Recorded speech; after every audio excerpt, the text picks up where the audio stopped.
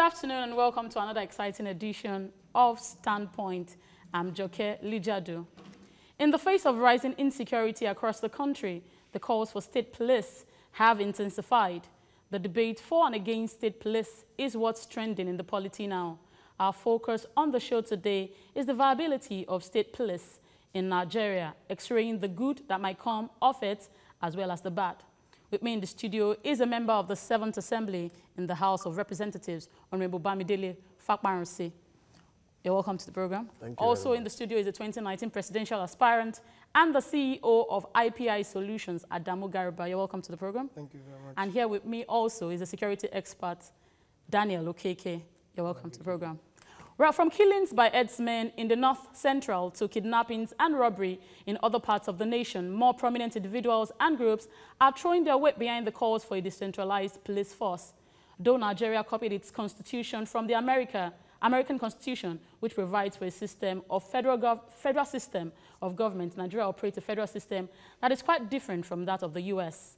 In America, there's the county police, state police, and then the federal police. But back here, there's only the federal police, controlled by the presidency. Many have argued that this incapacitates state governors and their ability to take decisions over security challenges in their states. The case of Benue State Governor Samuel Otom, who had to run to Abuja to seek the intervention of the federal government over the killing of his people, comes to mind here. So, gentlemen, let me ask you what your take is. Let me start from Mr. Fakparansi here. Let me ask you, would you say that state policing is the way out? Of course, we have been clamoring for this for quite a while now. But reality is done on the nation now that we need to act and act very fast. The insecurity being experienced across the country now is pointing to the fact that there is no local policing. Because, I mean, the people has responsibility to take care of their own safety first. And when the people you show that responsibility of protecting you are not even your people, so the motivation to put your life in line will not be there. People in Nigeria police today are working to earn their living. They are not looking at it as a form of service. But when we localize security, then the problem will be half solved, you know, as we experience it today. So it's the time is now, and the country must act very fast now. Would you say that you told the line that Mr. Fakparansi has told? Yeah, absolutely. To me, state police is a common sense. It's not something that we even need to be talking about seriously, because it's something that's supposed to happen. Usually when you entrust the society with capacity to defend themselves, they know their terrain, they know the local language, they know the intelligence, they know the problem that is usually accruing in those areas. So they have the right capacity to protect it. But since we are now having a military hangover, the reason why we have all this centralized federal policing system is because of the military hangover that we have in the country. So what we need to do is to look into the structure of proper policing system in Nigeria.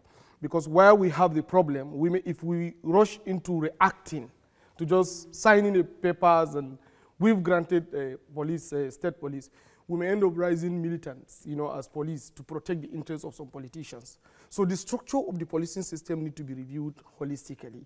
That is what we need to do so that we can get efficient and effective policing system within the country. Like now we have the federal, we may have the state, or maybe the hybrid policing system. There are some keys. When police is a member of criminal justice system, you know, you need to have a justice department or justice section or justice system anchoring the process of policing that is trusted by the entire country, just from the federal to state and to local level. So I think as we go through the discussion, I will expatiate further. I know you. All right, Namdi, you're the security expert here. Yeah. Let me ask you, you know, what we stand to benefit if we decide to go the way of state policing? It's beautiful, lofty idea for me, and state policing has been long agitated for. However, I have a few caveats. There are structures that sustain state policing in every other country. And we are talking about state policing. There are structures that sustain it, and they are within the state. Okay, so as we speak, we do not have these structures in place. These are not structures that come up overnight. They are not structures you build in 4 years. So it's beautiful on paper to talk about state policing. It's good to have the 36 governors have their weight around state policing. But is it time for state policing? I don't think so. I think we actually need to strengthen community policing. It doesn't need any amendments. It doesn't need any legal backing. Just let's police our community. So when we start policing our communities right, we can evolve into state policing. Beautiful idea. Beautiful idea. But let me ask you, let me take you up on this. What does it take, you know, to have community policing? First, the commitments of the community. And they must have the buy-in of their governor. And of course, the police within that community. It's as simple as that. So for instance, let me localize it to my street. I think my street should be protected. I meet the most influential people in my street, talk to the youth in my street, and we decide to police our street. So if there's an issue, we know who to run to, we know how to respond, we know how to trigger anything that would raise suspicion and say, hey, something is about to happen. We're already policing our community. We didn't need to amend any federal laws to do this. And it's effective and is in place already in several places. So if we have a problem with the federal style of policing, what's the problem? How do we solve it? Yes, state policing is something that will come to stay, but not now. Beautiful idea, but not yet time. All right, Mr. Fakmarosi, as a former member of the House of Representatives, I'm sure that you know the laws, the laws guiding, you know, this. Let me ask you, do you think that we have sufficient structures in the state to manage this? I want to agree with him on that, that there is need for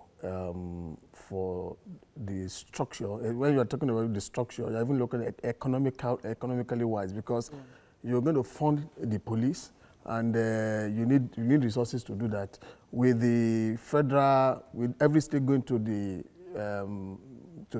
federal government for funding, that may be a serious challenge, funding that kind of structure that we are looking at. But it's good for us to start a process. You cannot just wake up one day and say, let us establish state police. Fine, I agree with him. There is, you know, is an all-encompassing thing. When you're talking about restructuring, talking about reallocation of natural resources, all these things. So if we look at it in the purview that our security is very important to us as a people, then we can now begin to address other issues that surround this issue of insecurity. So by so doing, the state will have the power to generate their own resources. Most of the law that are under the concurrent list should go back to, should go to the state to be able to legislate on it, especially the mineral resources in your state. You cannot legislate on it, even though the resources is under your soil. So I agree with him. There are a lot of structure that need to be put in place for state police to really take effect. Are you getting my, to be meaningful? And he also said, even when you have state police, you still have the problem that will arise from it. I mean, the state governors taking undue advantage of it to intimidate opposition party within their state, and all those things can be worked out with federal government also oversighting on whatever of the state police. But the process must begin. I mean, the people must agree that yes, we want state police. How do we going to start up the process? It's going to take a process, but we must all agree that it's essential that we have state police. Then we now come up with a process on how we're going to get there. We may get there in 4 years, we may get there in 6 years, we may get there in 10 years. But it's good for us to agree as a people first, then we begin the process of attaining it. All right, now talking about, you know, setting up structures that would enable state policing. Obviously, it seems that we've agreed on this table that everybody wants state policing, but we do not have the structures. Absolutely. Now, so would you say that, you know, it's wrong to be agitating now for state policing? Yes, it's not wrong at all. You know, once you start talking about something, it means it's due. All you need is just to put the balls so that they can start running.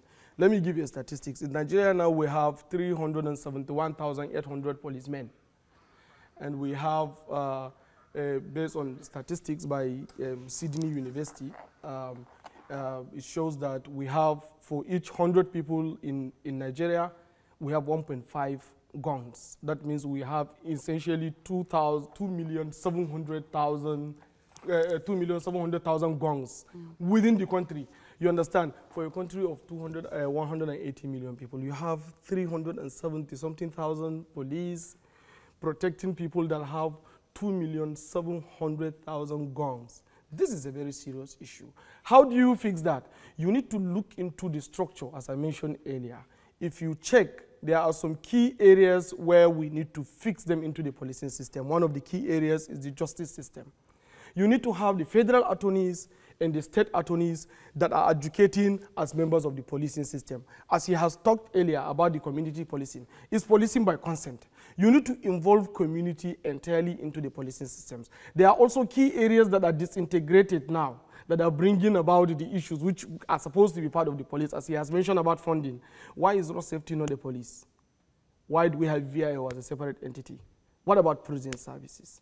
Are they not all part of the criminal justice systems? Why can't all these things come as a single component, whereby you have the prosecution, the correction, and the detection, and the prevention of crime, all holistically working together? So these are the areas we need to look into for us to strengthen our policing systems in the country. So at the community level, you need the consent of the community. If you go back to some issues that happened in Nigeria even before Boko Haram started, when the crisis started, some policemen were sent there, the mobile policemen, to go and quench it. And when they go there, they don't know the local language.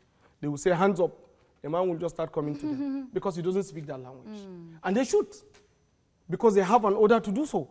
And before you realize it, it brings about the cycle that the federal government, the state government, and all of us Nigerians pays dearly for it, simply because of not getting the right structure.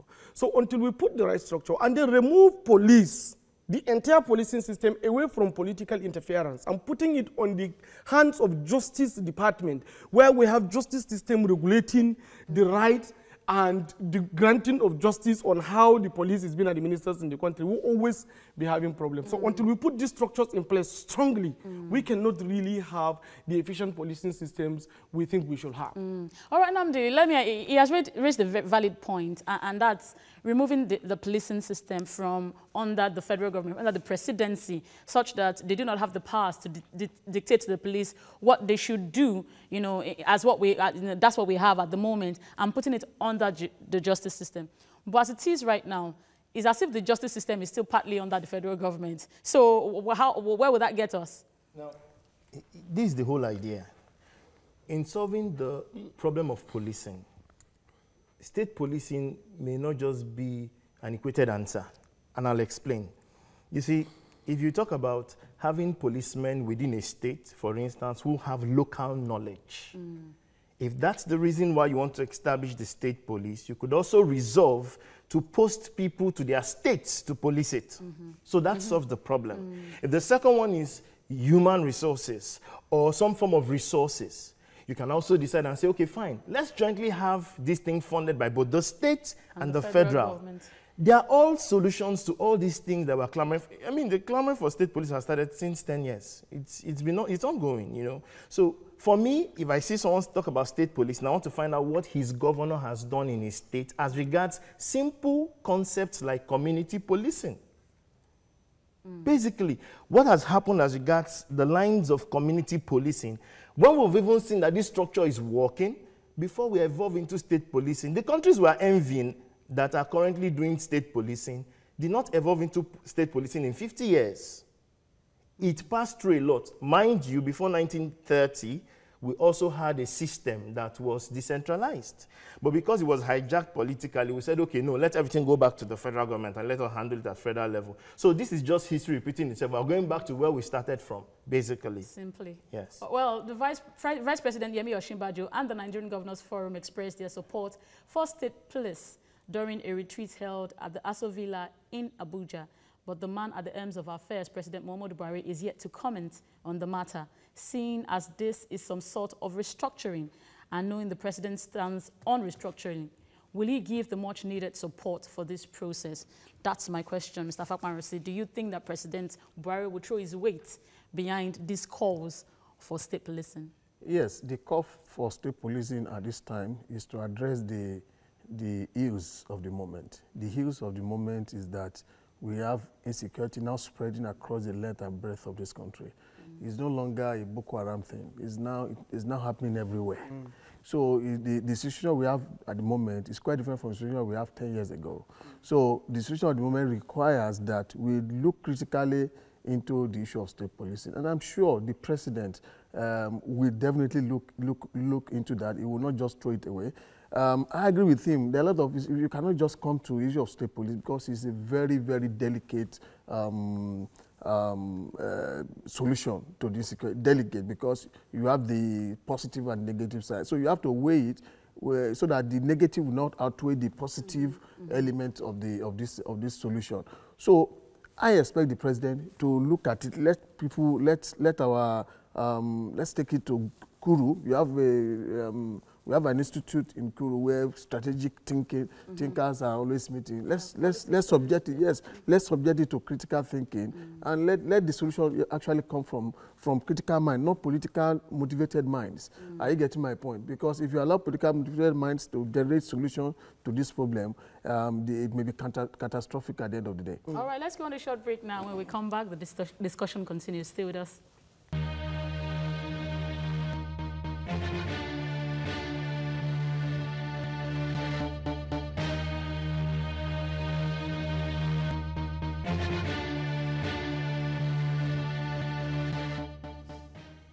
Welcome back. This is Standpoint. And before we went on that break, we were looking at state policing and its viability. With me in the studio is Bamidele Fakmarusi, Adamo Garba, and Nnamdi Okeke. Of course, we're looking at these issues. Before we went on that break, we were looking at, President Buhari's readiness to support the calls for state policing. Would you say that, seeing the movement of the APC in the last couple of weeks, that it means that he would throw his weight behind this? You see, we are undermining the power of democracy. Democracy gives absolute power to the people. And if we truly wanted to strengthen democracy in Nigeria, the institution we need to look at to give justice to the system is the police. Now, we will be lying to ourselves to say that we have a functioning democracy when we have military men in the streets fighting and bullets is flying always. We are gradually, going down the drain into the military era, because almost all the crises that are coming up in the country currently, you see military deployments going to those areas. And then once the military go there, they create additional instability that in the end of the day, in most cases, you have a cycle of counterattacks that have endless solutions. So what we need to understand is that it is our people that are dying. If a policeman dies, or the man that is alleged to be a criminal was killed, it's Nigerian that died. So we need to strengthen policing system. You can never be able to have an efficient peace without justice into the system. And the policing system needs to be looked into. So I am 100% sure, since we have a president, although he has transformed from being a military general to a democratic leader, removing general in his name, and then making it Muhammadu Buhari, I believe he will have to heed to the call of the people, because people are dying in areas where 200,000 military men and 370,000 police officers cannot save. If you check, even most of these police officers are guarding some political bigwigs. Ordinary citizens are dying. So this is a very serious issue, something that's supposed to call for state of emergency where discussion needs to be done on the table, critically addressed. It's not something that should give our politicians, provided they have empathy, provided they have human feelings, provided they have the country at heart. It's not something that should give them peace of mind to go and sleep in their beds. It's something that warrants them to sit down and find lasting solution to the incessant killings that is happening, because some families are losing their lives, while we are now playing politics with issues that are supposed to address those issues. So I believe I think we need to really, really look into seriously. Nnamdi, what do you think? Well, I'll tell the part of his comment that talks about restructuring the police. Restructuring the police. You see, that's a different thing entirely. We have the loads of weakness that comes to a long-term politicized police system. And if he's throwing his weight around it, of course, yes, he should throw his weight around it. We have the 36 state governors saying yes. We have a lot of people saying yes. But is state policing the solution? I do not think so. Restructuring the police, I agree completely. However, over time, we could evolve into state policing. And the reason is simple. You see, you can't have 15 men, mobile men, follow you, for instance, as a governor, and you're telling me about state policing. Because when that starts, you have 200 mobile men following you. Oh, all right, I think I have paused you there. Let's take Lawrence from Ogun State. Okay, please. Thanks for joining us, Lawrence. Yeah, good afternoon, ma'am. Good afternoon. Yeah, how are you, ma'am? I'm very fine, thank you. Make your Yeah, contribution. my contribution to the debate you people are discussing is we need to understand what we really want for the country. In one breath, we are talking about restructuring of the country. In another breath, we are saying we are not mature for police. The simple reason why criminals all over the country is because if you commit crime, there's like 95% that will not be caught. Look at Lagos State. Look at the RRS in Lagos State.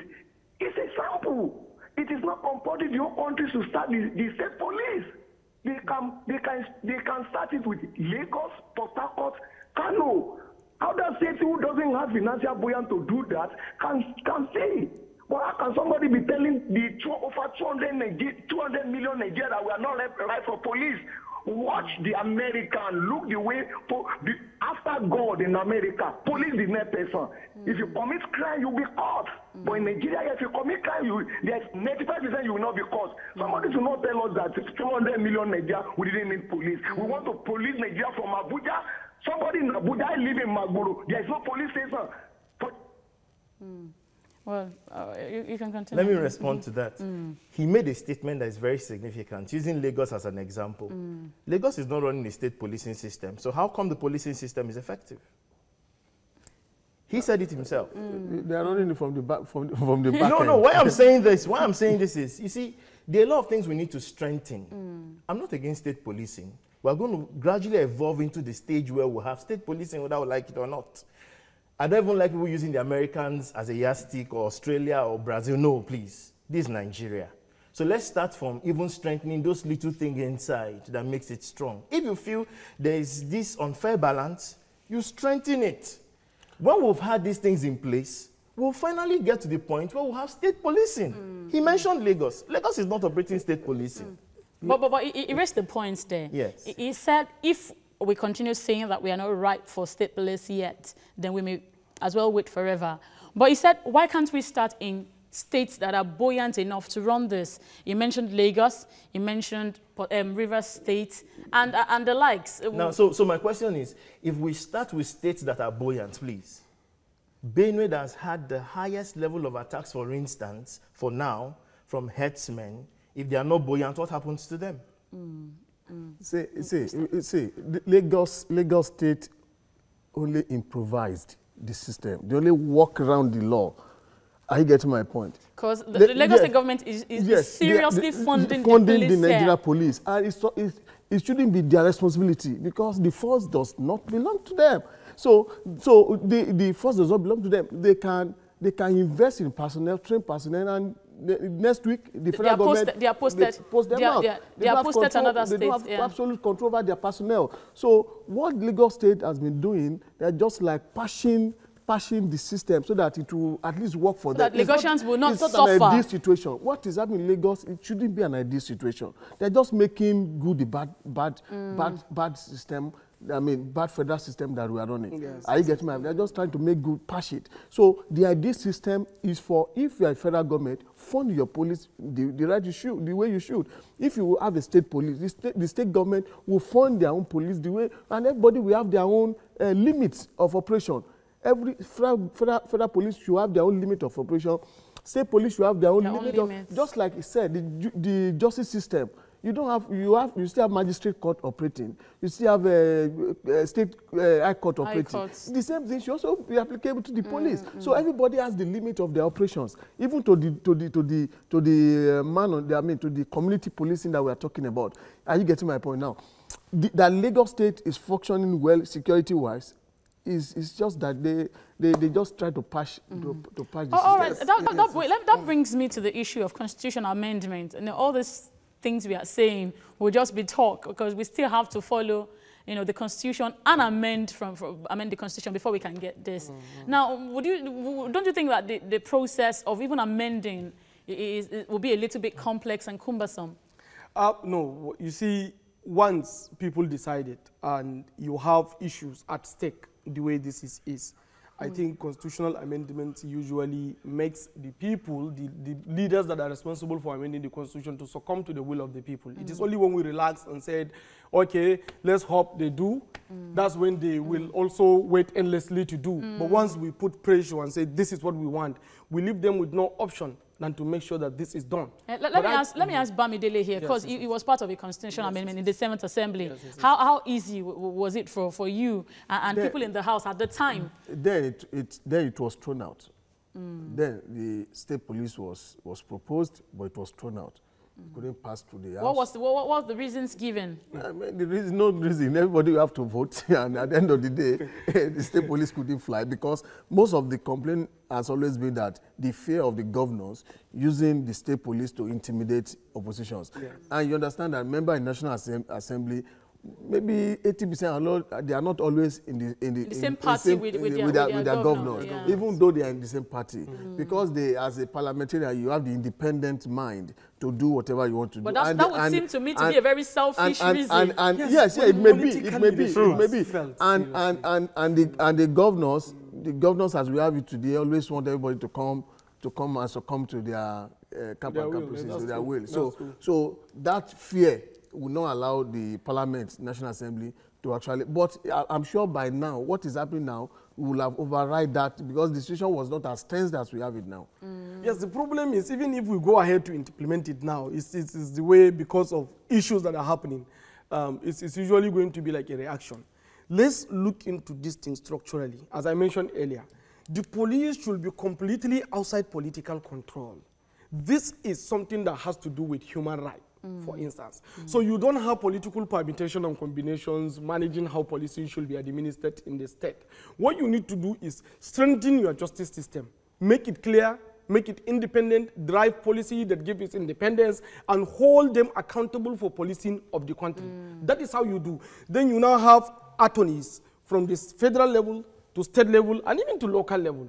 Those state attorneys will be responsible for making sure that the right of the person that is alleged to be a criminal has been determined appropriately before police administer any kind of criminal allegation against the person. So all those kind of structures, if you put it under the hands of politicians, and if this bill goes to the parliament now, because that same fear still exists, they will throw it away again. Because they are afraid, if I am maybe a member and I want to contest for the governor in my state, and the sitting governor wants to install his own candidate, and then he will naturally, bring the police, that's the problem. All right, so take it away from politicians. Let's take Ian Acho from Abia State. Okay. Ian Acho, thanks for joining us. Good day. Good afternoon. Good afternoon. Yeah, good day. Yeah. I want to lend my voice to call for state policing. I think it's high time the country look towards that area when it comes to security. Because recently there have been pockets of crisis here and there, especially the X-Men issue. But the issue is that we cannot police the whole of the country with only the federal police. Where state governors don't have control over them, like to a large extent. I think there should be a state police where the state governor, who is the chief security officer of those states, can easily take actions where there are issues or where there are problems. And we should stop playing to the gallery when it comes to the issue of state policing. It is high time our representatives and those we call our leaders take away selfish interests and work towards the interest of the whole Nigerians. Thank you very much. Well, Adamo has given us like an ideal solution, which would be to, totally take away the police system from under any form of government and, probably place it under the justice system that will be free of government, obviously. But we know that, since getting state police is obviously generating so much issues as it is, that in its own would create like another problem. But moving forward with state policing, how do we begin to get it right? Because like you mentioned, structures are crucial, and most states do not have, if not all, do not have the necessary structures. Definitely we have to start from somewhere. Where do we start from? Let me go back to the crux of the whole matter. What's the average black man's value for human life? What value have we actually placed on human life? I will take, for instance, what you see happening with the herdsmen. There are pre-indicators to almost every attack they have. I mean, we saw them go up the ranks in GTD index, saying these guys are going to be rated like this when it comes to terrorism. But even with all the pre-indicators and all the intel, they were still successful in killing even much more. I do not think that anything the current federal policing system couldn't solve will be solved by the state police. And I'll tell you why. It is the same people who have a little regard for human life that are going to be running these structures either way. So the first thing I want to see is, let's raise the value for human life. Because when you raise the value for human life, say for instance in Lagos, if a person there consciously has raised the value for human life, he thinks he should augment what the federal police is doing so that place should be policed. Why hasn't every governor taken a clue from that? Now, guess what? If they've not taken a clue from that, how would they possibly run an effective state police system? We have come of age, yes, but let us show it. What's the value for human life? If the value for human life is that high, then it will only be natural for you to know that we have a vigilante system in Nigeria, a vigilante group system in Nigeria that has been effective. It's also helped us in combating Boko Haram at some point. Have we strengthened those things? You need law. They cannot at the moment, the VGN is even called, they are raising calls to be like a police, but they've not gotten any approval so far. You see, my take, you know, I understand where it's coming from, but let's look at it this way. For a state governor, for a police to be effective as it is now, the bureaucracy is so long. Are you getting my point? The DPO will need to connect with the area commander that should I go? The area commander will say, hold on, let me clear it with the commissioner of police. The commissioner of the area commander will get signal to the commissioner of police. Oh, okay, let me get in touch with my AIG. He will say, wait, don't do anything, no, because he doesn't want to lose his job. He will get in touch with the AIG. He says, okay, wait, let me get in touch with the AIG that I'm reporting to. So when you look at that bureaucracy, so even when they get the intel on time, before the signal goes up and come back, the damage must have been done. But when you have a state police that have a short bureaucracy, I get my point, they will be much more effective in reacting to whatever intel they get. That is one point about state policing. What I feel is that there will be limits. You cannot have a state police that will be doing the same thing that the federal police will be doing. No, so it's just... So they have to have defined yes, maybe the roles. state police will be the first line of protection for the people. When it's getting out of hand, they can ask for help. Ask for help. Like it's even done in America that we are trying to copy. Are you getting my point? So what I'm thinking is that if as it is now, some governor may feel that federal police is not my responsibility. And they have other responsibility. They need to channel the resources towards that. But when they now know that state police is my responsibility, there is law backing it up within the state House of Assembly, they have a legislature, they have a law that backs it up, then it's going to be part of their responsibility, not like an NGO thing that they do now. Okay, let me donate 20 trucks to the police to assist them. It's an NGO thing that the state governors are doing. All right. Nigeria, with a population of more than 180 million people, and given the workforce of the police, it is obvious that more policemen and materials are required to combat the security challenges we face. The United Nations stipulates 1 policeman to 400 persons, but in Nigeria, it's 1 policeman to 600 persons.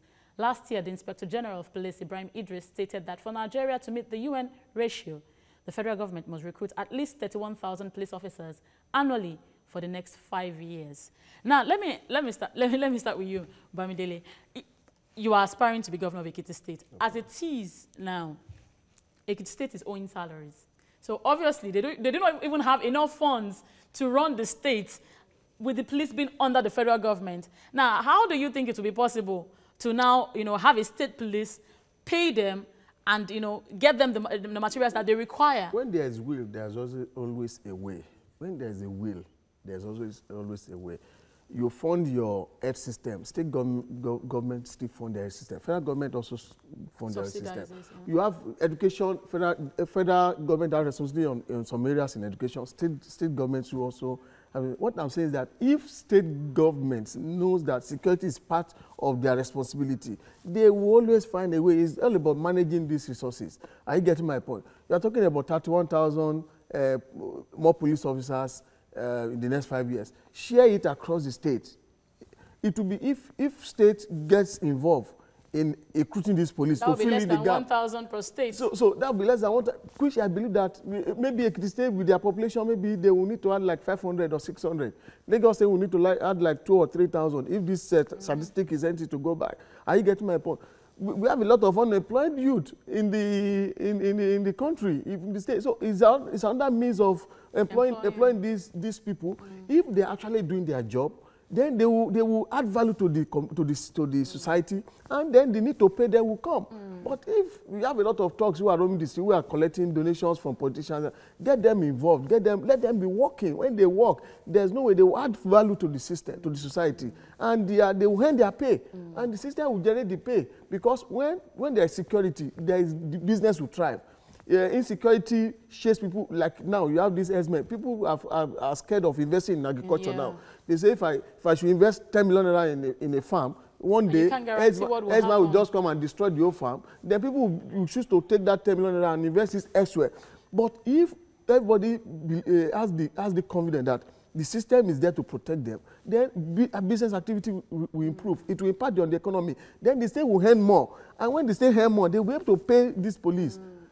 Gaba, you want to be president, so I'm going to ask you that on a national scale, would you want to throw your weight behind it and states thrive? Yes, I think he started talking something about the jurisdiction. I think you asked the question about jurisdiction too. Very importantly, you have the NIA, the DSS, the EFCC, NFIU, and all those things.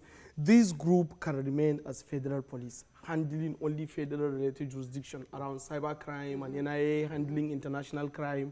Then you can have the hybrid police. Hybrid police are the police that interfere between the central police system, which is the federal police, and the state police. Like today we have mobile police. Their job will be handling rapid response event. Where there's any crime that is happening in an area that require massive deployment, then the state police will now invite them for that deployment. Then we now can have a state police. Now we are talking about funding. I mentioned earlier about why do we have prisons outside police? Why do we have VIO outside police? Why do we have road safety outside police? Why can't we integrate them together? Why can't civil defense come together? Why can't we have a central structure for managing our policing system in Nigeria? Now, if you look at then, when we used to have the policing system that exists now, criminals can come to your place with their legs, steal, and then you follow them with stick. But now there is hardly a criminal that will go there without something moving, vehicle, or maybe motorcycle or something. That means you need people that administer these things to be part of the system. Because you can't drive maybe a vehicle without plate number on a normal ground. You must have a driver's license, all those things. So all these things, they need to come together, and they are also funding sources. So from that fund, you can supplement in funding the policing systems, and then look into the structure of how you promote an effective police. Currently, our promotion comes with paper, and most of the police officers are not really happy about this. Now, you can graduate somebody from police college, he come with a paper, and then you'll be promoted ahead of somebody who has records of effective... Let me pause you there. Yes. Let's take Patrick from Abia State. Thanks for joining us, Patrick. Yeah, good afternoon, my sister. Good afternoon, our guests in the studio. Good afternoon. You see, the issue of police, let's say, community policing or state police is very, very important. Why am I saying that there is need for state police? And not only state police, community policing is the essential to Nigeria. A situation whereby a local government chairman has a say to direct these police people in his own community to take action. And it's painful waiting for the governor of a state. Now, you look at what is happening in Nigeria. What is happening in Nigeria? Proper investigation and proper community work is what we need in this country. But what is paining me as a Nigerian is that Nigeria is a country, we talk too much and we do less. The earlier we establish state police and community policing, the better for us. Thank you very much. Have a blessed week. All right, thank you, Patrick. Thank you. Okay, so you see, as he mentioned too, and also as my brother here mentioned, it is very important for us to raise the value of human life. Now, until you get your economy working properly, until you give people reasons why they should drop these guns and carry tools that can work for them, then you will always have an issue where you can respond to crime. So the reason why you see we have this huge evolution of crime in the society is because of hopelessness, confusion, and the level of joblessness that is perpetuating in the society.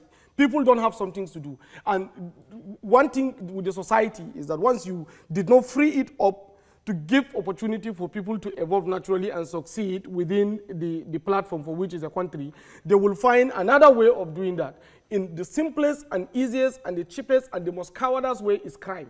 And that is why you see we have a lot of crime happening in the country. So we need to upgrade the value of human life by giving me reason to live, first and foremost. When I have good job I'm doing, and I have an average living standard that I need to protect, then naturally, even according to Abraham Maslow's hierarchy of needs, you know, once you meet those needs, security comes at the end. And that is exactly why we need to make sure that we restructure the policing system for effective policing.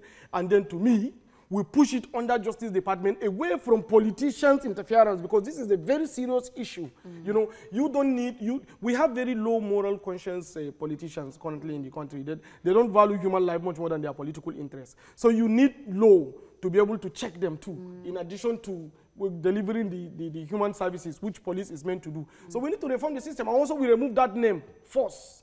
Because this is also a hangover from the military regime. We reform it and change the name to police service, you know, Nigerian police service. That's exactly what, so that they will understand that it's a service and it's not a... It's a service. It's not actually killing people. What you need to do is to provide reconciliation, to bring people together, to bring community together, to advise them, to reform their thinking, to focus them on protecting the security in the interest and the benefit for all members of those communities. Because you belong to that community that you are criminally offensing. Maybe through these criminal offenses you are committing, you will injure some people that are also yours. So they need to understand that. So when we don't reshape these things, we will always be creating problems within the society. All right, now he has raised various issues, and the one I will take is still the idea of bringing out the police force from under the politicians.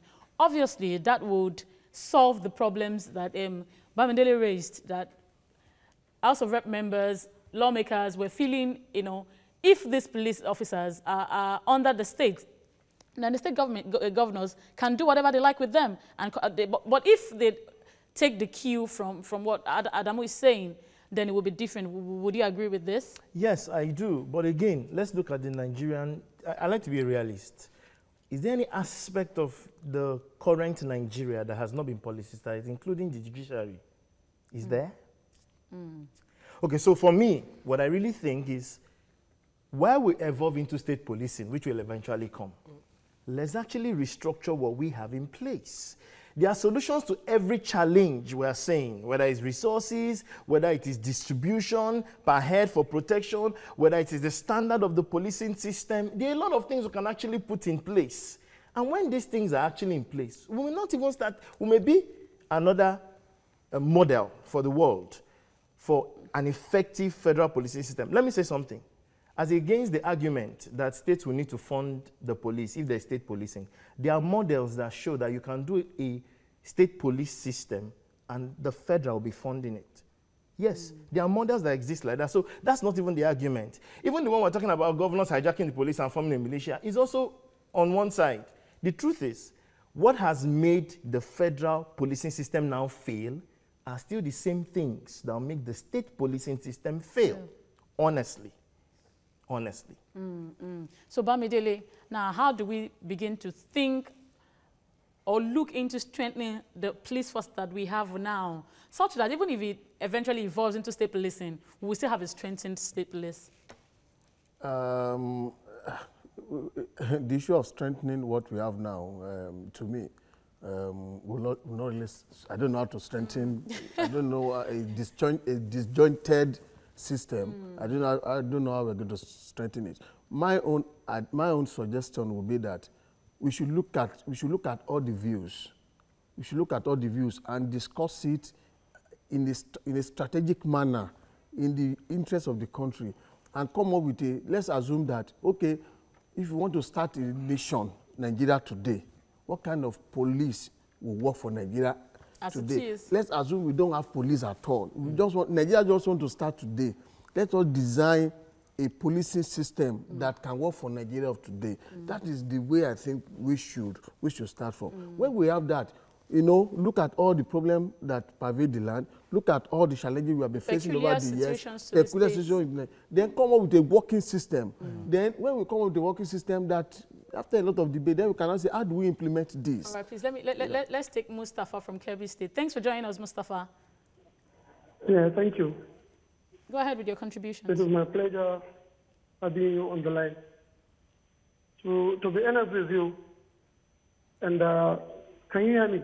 I can hear you. Go ahead. Okay. To be honest with you, the issue of this headman and the issue of policing, or community police or state police, it is very, very important. But we also have to understand that community police has been in existence for a quite long period of time. And it helps nothing. Yeah, but what we need to do, we need to checkmate our police. In the criteria, we take police, we take people, I think, to employ people to be a police, people that will be maybe given protection life and property should be a highly responsible people, not the people that have been staying in the area, stealing from house to house, taking marijuana and what have you, and later on, because they realized they didn't go to school as well like that, they just decided to be a police officer. So how do you expect somebody who has no proper background to be among the people who will protect life and property? All right, thank you very much, Mustafa. I think that goes back to what you were trying to say. Recruitment. So how do we even recruit these officers in the first place? So it's a single. So that's what I said. When we want to solve a problem, you know, I'm an electrical engineer, electronics. If you want to solve a problem, look at it from the beginning. Don't just pick it at the middle. Go to the roots. Go to the root of it. Imagine the end point you are going. Then come up with a solution. We work a working solution. Then we can now begin to tinkle with different suggestions, you know, that like community policing, fine.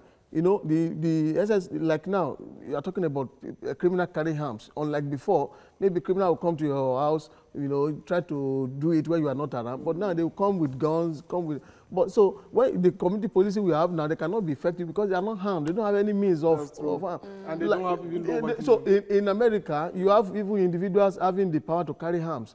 But in Nigeria, even an organized vigilante is not allowed to carry arms.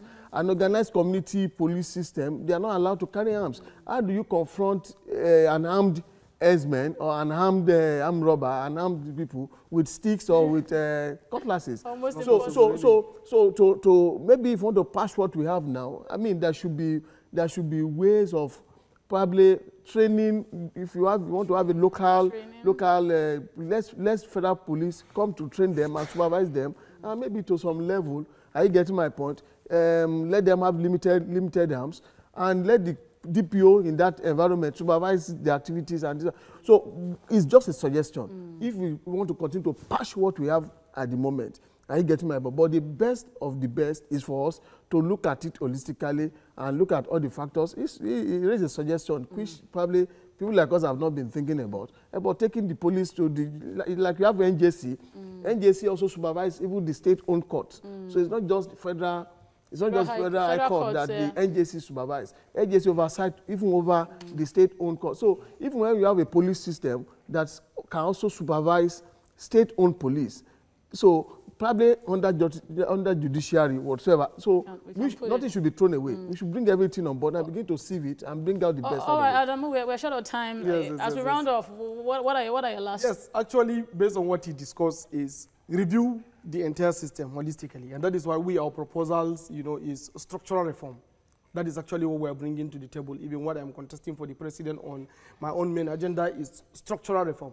Structural reform is look into all the systems that have not been working and reform them, position them to productivity so that they can get the efficient services that is required of them. And that is why you see I'm proposing them going under the justice system. Justice system doesn't mean judiciary.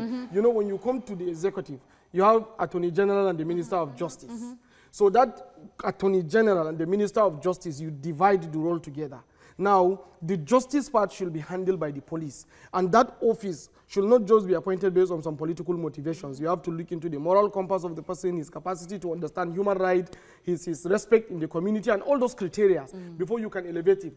And those are the kind of things that we need to look into so that we can structure our policing systems for effective service delivery so that it can bring community together rather than encouraging people to carry arms and tear us more apart. All right, thank you. Nnamdi. Quickly, you know, in America, they elect their police chiefs. It's even by election.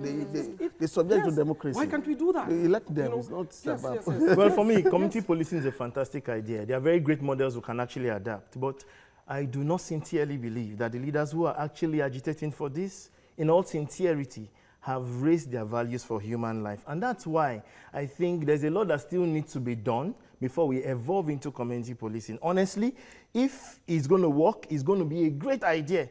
But how do you expect me to believe it's going to work when the things even under the states are not even working? And you see the governor tell me he's throwing his weight behind community policing. How? Well, it's a wrap on the show. Thank you so much for coming on the program. Nnamdi, Adamu, and Mr. Bamidele, thank you so much for joining this conversation. And thank you so much for watching. Remember, you can watch a repeat broadcast of the show tomorrow at 7 a.m. and at 6 p.m. also tomorrow. I'm Jokeli Jadu. Enjoy your weekend.